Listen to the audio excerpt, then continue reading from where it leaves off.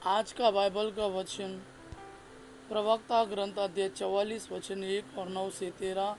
और आज का सुसमाचार सन मरकुस के अनुसार अध्याय 11 वचन 11 से 26। प्रवक्ता ग्रंथ अध्याय 44 वचन 1 और 9 से 13।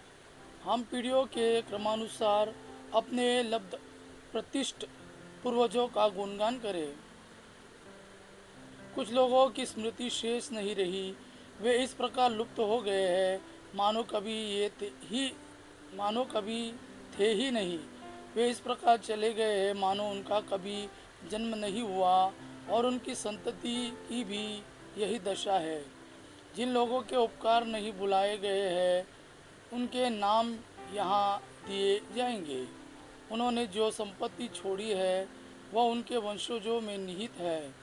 उनके वंशज आज्ञाओं का पालन करते हैं और उनके कारण उनकी संतति भी। उनका वंश सदा बना रहेगा और उनकी कीर्ति कभी नहीं मिटेगी। आज का सुसमाचार सन मरकुस के अनुसार अध्याय 11 वचन 11 से 26। ईसा ने यरूशलेम पहुंचकर मंदिर में प्रवेश किया। वहां सब कुछ अच्छी तरह देखकर वह अपने शिष्यों के साथ बेतनिया चले गए, क्योंकि संध्या हो चली थी। दूसरे दिन जब वे बेतनिया से आ रहे थे तो ईसा को भूख लगी। वे कुछ दूरी पर एक पत्तेदार अंजीर का पेड़ देखकर उसके पास गए कि शायद उस पर कुछ फल मिले, किंतु पास आने पर उन्होंने पत्तों के सिवा और कुछ नहीं पाया, क्योंकि वह अंजीर का मौसम नहीं था। ईसा ने पेड़ से कहा, फिर कभी कोई तेरे फल ना खाए।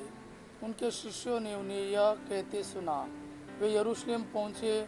मंदिर में प्रवेश कर ईसा वहाँ से बेचने और खरीदने वालों को बाहर निकालने लगे। उन्होंने सराफों की मेजें और कबूतर बेचने वालों की चौकियाँ उलट दी, और वे किसी को भी घड़ा लिए मंदिर से होकर आने जाने नहीं देते थे। उन्होंने लोगों को शिक्षा देते हुए कहा, क्या यह नहीं लिखा है, मेरा घर सब राष्ट्रों के लिए प्रार्थना का घर कहलाएगा? परंतु तुम लोगों ने उसे लुटेरे का अड्डा बनाया है। महायाजकों तथा शास्त्रियों को इसका पता चला और वे ईसा के सर्वनाश का उपाय ढूंढते रहे। वे उनसे डरते थे, क्योंकि लोग मंत्रमुग्ध होकर उनकी शिक्षा सुनते थे। संध्या हो जाने पर वे शहर के बाहर चले जाते थे। प्रातः जब वे उधर से आ रहे थे तो शिष्यों ने देखा कि अंजीर का वह पेड़ जड़ से सूख गया है। पेतरुस को वह बात याद आई और उसने कहा, गुरुवर देखिए, अंजीर का वह पेड़ जिसे आपने शाप दिया था सूख गया है। ईसा ने उन्हें उत्तर दिया, ईश्वर में विश्वास करो। मैं तुम लोगों से यह कहता हूँ, यदि कोई इस पहाड़ से यह कहे, उठ समुद्र में गिर जा, और मन में संदेह ना करे, बल्कि यह विश्वास करे कि मैं जो कह रहा हूँ वह पूरा होगा, तो उसके लिए वैसा ही हो जाएगा। इसलिए मैं तुमसे कहता हूँ, तुम जो कुछ प्रार्थना में मांगते हो, विश्वास करो कि वह तुम्हें मिल गया है और वह तुम्हें दिया जाएगा।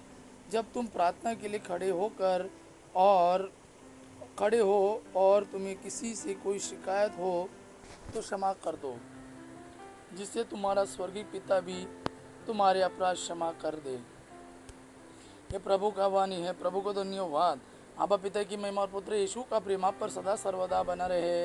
आमेन।